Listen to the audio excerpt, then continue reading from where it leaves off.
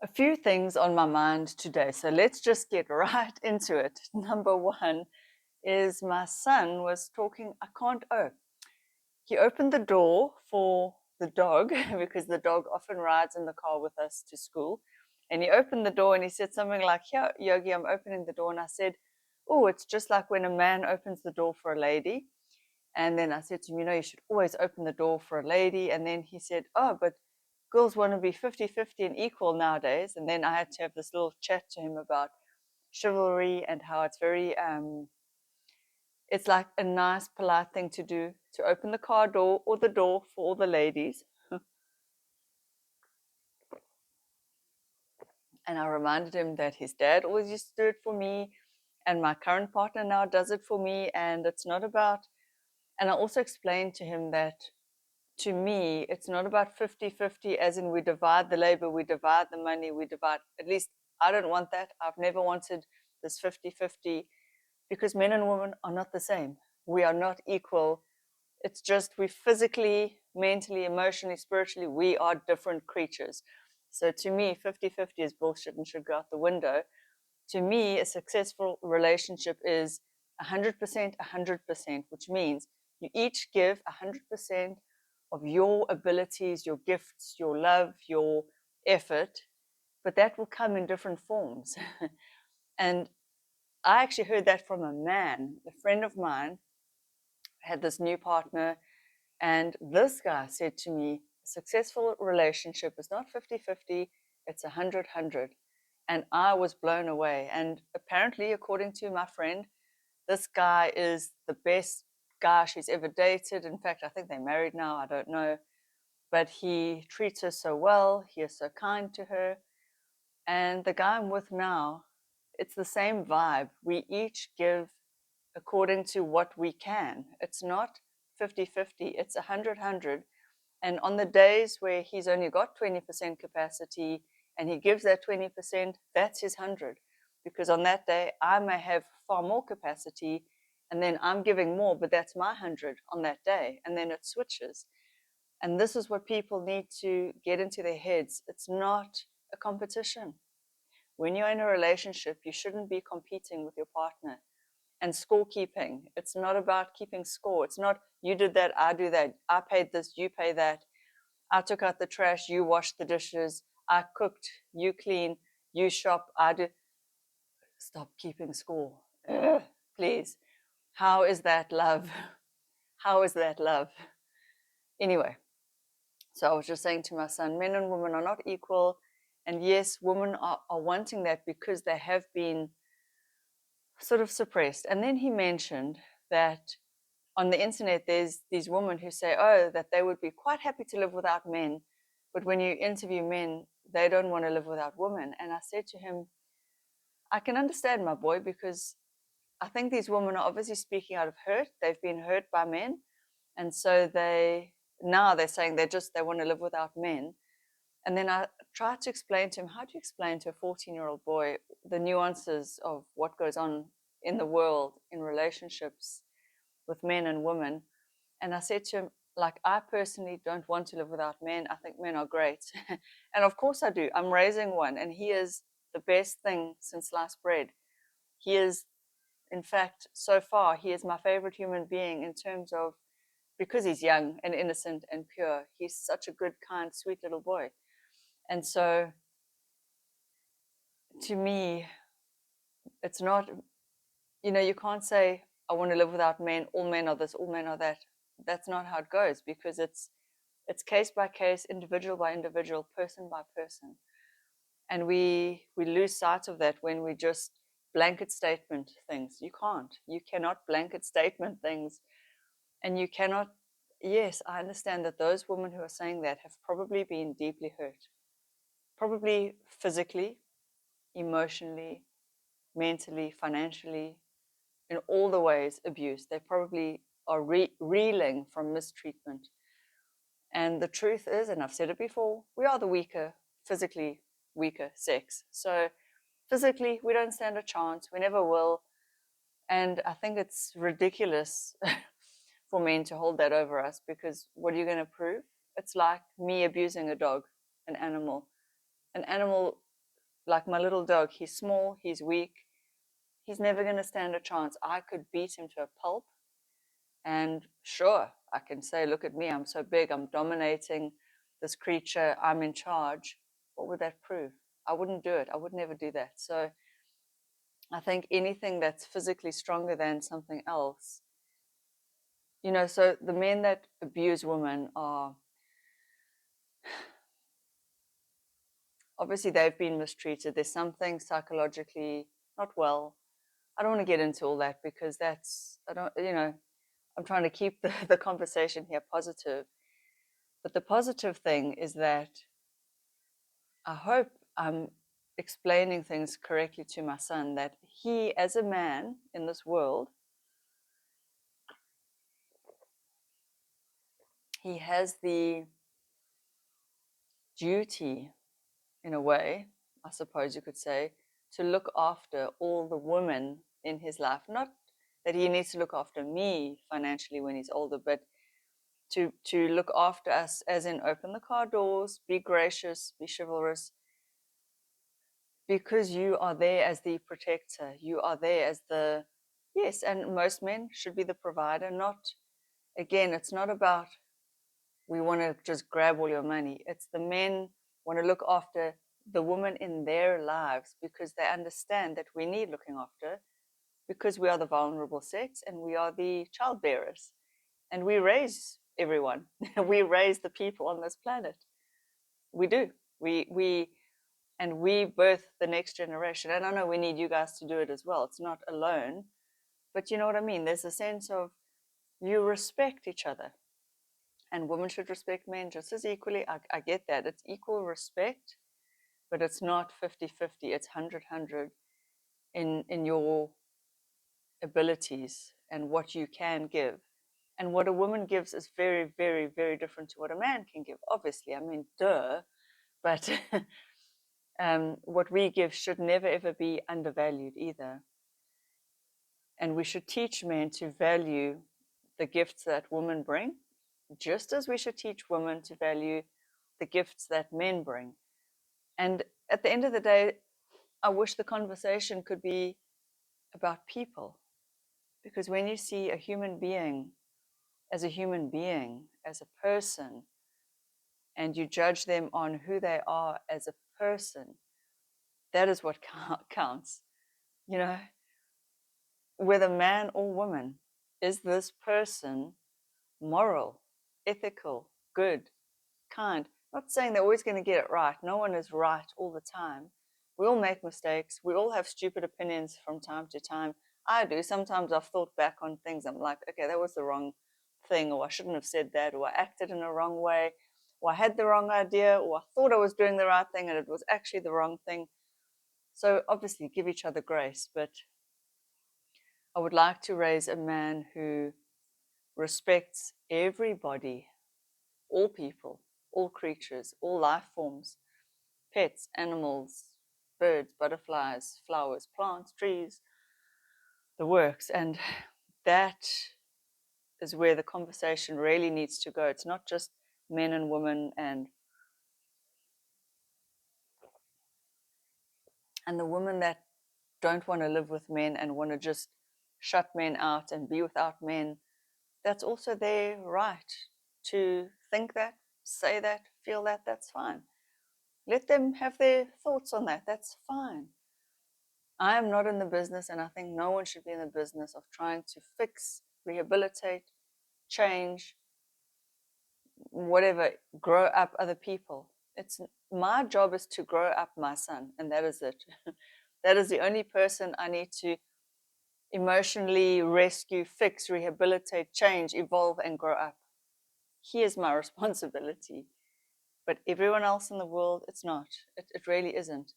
Unless they are willing to do the work on themselves, and then they will come across all the YouTubers, all the psychologists on YouTube, and they will grow themselves up, hopefully. Because one thing I've learned for sure, it's not your responsibility, and you cannot fix or change another person. It's going to get you nowhere. You can offer, and you can leave the offer on the table, but people have to grow themselves up once they are adults. It is what it is. That's how I think about it. Anyway, that's my opinion. So some food for thought there. And nails, nails, nails. Let's talk about these nails, ladies. These are cheap ass nails. Now, maybe I could even get them cheaper from a Chinese store. It's a brand I've never heard of. It's in one of our local, the shop I talk about all the time called Discam. I just grabbed a pack because, like, I needed a set. I thought just in case I need a set of nails when I'm going out, like I'm in a hurry. These are just glue on nails. You can see the glue is super glue. Even the tube, I mean, you cut the thing off, it looks, smells, it's super glue. Okay. And these are very like a thin plastic, which I like. They are not thick nails, and they're great. I don't think they're going to last forever. Maybe they'll come off within a week. Who knows how long they're going to last? But for a quick solution, if you can't get to the salon, you actually could use cheap nails. I didn't know that you could, but I tried them and put them on yesterday. And in fact, they look as good as, almost better than the Kiss nails, which the Kiss nails are a bit more expensive. So I'm happy with this find, which leads me on to, I've been thinking about all these beauty treatments, like the high-end aesthetics beauty treatments that we women buy, go for, endure, whatever the word is. Some of them are painful, a lot of them are painful. The laser treatments, the Profilos, the injectables, the fillers, the Botox, the chemical peels. Yeah, what else? That's about it. Lasers, and then obviously going under the knife, but that's a whole separate. Going under the knife is a whole separate issue and story. What I was thinking about recently was, so I've been for Profhilo, and so I did. That was, when was that? It's on my main channel. It's just before my brother's wedding, I think, because I wanted to look nice and fresh. And the difference that I noticed was subtle, super, super, super subtle. And I also wonder if the difference I noticed, are you trying to convince yourself because you've spent all this money, you don't want to be disappointed if you don't see a difference? And so you like, oh, I think I see it. Yeah, my skin does look fresher. But in reality, when I look at photographs, there's no photographable difference. My skin didn't look any different on video or photo, which makes me think, what is the point then? If it's so subtle, why was I happy to have spent that amount of money? And recently I found a lady who does Profhilo for a really, really, really, really good price, like way less than the first time I ever went. So I hummed and hawed and hesitated. This was a couple of months ago, and I went for. So Profhilo, you've got to do twice, so 2 lots of injections. And again, this is where I'm going with this point: is that they nab you, they sell you 2 sets. Okay, so you've got to go in for 1 lot of injections, and then you've got to go in again in a month's time for another lot to see the true full results. So I went for the first lot, and after 2 weeks, I saw nothing, no change, not even a 1% difference, not even I think I could fool myself into thinking there's a difference. And so I didn't go for the second treatment because I thought, why would I waste my money and just pay more? And they tell you, yeah, because you're going to see the full results. And I thought, is this how they get women? Is this how they get us? They get us, come in for the one, but you need the next one. So spend double the money to see the full results. Surely, surely, surely, surely they can manufacture a freaking product that you go in once and you get results immediately. Like, to me, surely. And then you can upkeep it if you see results. But this whole point of like, you've got to go in and then you've got to go in a month's time, I really don't understand why. And even in the month's time, when you go for the follow up, if you see results at all, it's so freaking subtle that I'm just thinking, maybe I think I'm mad. I think it makes me cross. Not with the people that are doing the injecting. It's not their fault that the product's shit. But the people that have formulated and sold this product, and I know the onus is on us women to maybe research it. But how many ladies are open about these things? Not many women talk about the things that they do because they feel a sense of shame, like, I'm ashamed to be spending that money. I'm ashamed that I don't like the way I look, but I want to change the way I look. There's so much like shrouded mystery around all the things that women do to look good, to look younger. So not many women are that open about it. The ones that go on social media are probably trying to sell you that product. So they have the aesthetics clinic. So of course they are going to say that the product worked because they want you to come in and use the product. And the disappointed customers don't speak up.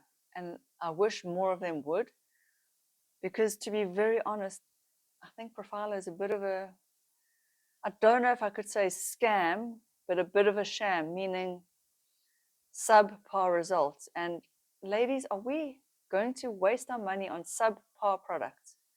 And I think that needs to stop. I'm all for beauty treatments. I love it when something really works and you look good and you feel great. And like retinol, yes, it's subtle and you have to use it every day, but that's kind of the point. You know that going into it, you know you're going to be on like tretinoin or retinol for life. It's just going to refresh your skin, and you know you're not going to expect like you're going to look different. It's just like a micro peel for your skin.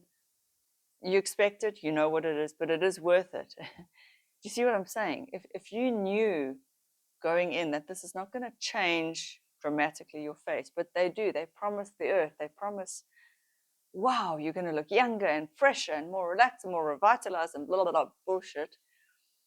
I just wish these people that came up with these things for your skin, for anti-aging, would be freaking honest and would price these things at a price point that it would make sense for you to then go back and where you wouldn't feel duped.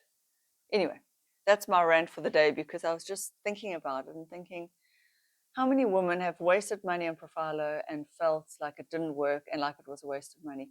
Now, I've heard some women say that they do like it and that it did work for them.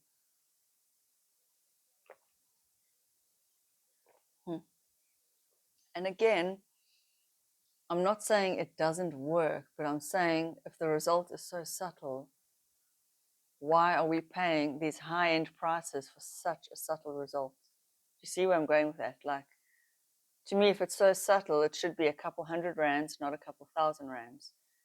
So I think that's my rant for the day and my bugbear. And if you want to see how my TikTok has exploded, you can follow me on TikTok. It's my name, Louise Corrins. I will spell that for you, Louise, and the Corrins is Corrans. It's under my name.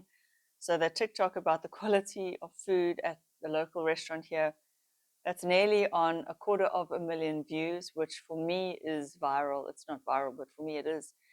And then I did one on the quality of the rolls. There's a shop here that's also gone haywire. And in fact, a guy came up to me at the gym this morning and said, and I don't know him, he doesn't know me, but he said, "Oh, I saw your TikTok on the rolls, and you're so right. Yes, the quality's gone down." And I'm like, "Oh, I'm feeling a little bit like famous," which I'm not, I know. But I suddenly realized like there is responsibility when you're on social media, on the internet, and you start to get a little bit more of a following. Yeah, people will start to listen to you, agree with you, disagree with you, whatever. There's a responsibility to be honest, moral, ethical, um, in what you say, to only say things that are true, uh, to the best of your knowledge. And I realized that also because you get a lot of negative comments, there's always going to be some stupid, negative person complaining. Like somebody said, I'm being malicious, and they hope that somebody takes down me one day. I'm not taking a company down. I'm pointing out where they are lacking, which you would do to the manager of a store. But of course, when it's a product that is being manufactured somewhere, the manager of the store can't do anything about the quality of the rolls. What is he going to do? Is he going to go and bake me a fresh batch of rolls? So come on now, please. So social media is the right place to voice a concern like that, to say the quality of your rolls has gone down, and the company should acknowledge that.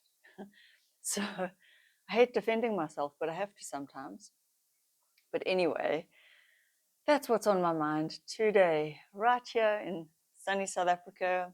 Yes, the sun has come out, although we're heading towards winter, but today is sunny and beautiful, and I'm very happy and got good energy. And my hair is going to get all nice today. I'm going for my root touch up today, which is awesome. And you know what? There will always be these negative people on the internet. And it is hard for me to hear any kind of like criticism or negativity because I take it personally, but I'm going to develop a thick skin. And the reason I'm going to do that and I'm not going to stop and I'm not going to shut up and I'm not going to sit down and be quiet is because I know myself. I know my intentions. My intentions are always to uplift, help people. It's good intentions. And so I know that I'm not here to hurt anyone. I'm not here to be malicious. And so I have a right to voice my opinion just like everyone else does. I would never say anything that's not true to the best of my knowledge, like I say. And yeah, I think people should speak up. We should. And that's what I have for you today. So own your own power, I guess. That's it. That's what I want to tell myself. So I'm telling you that. Own your power, but always be kind and always be truthful. Bye. See you in the next one.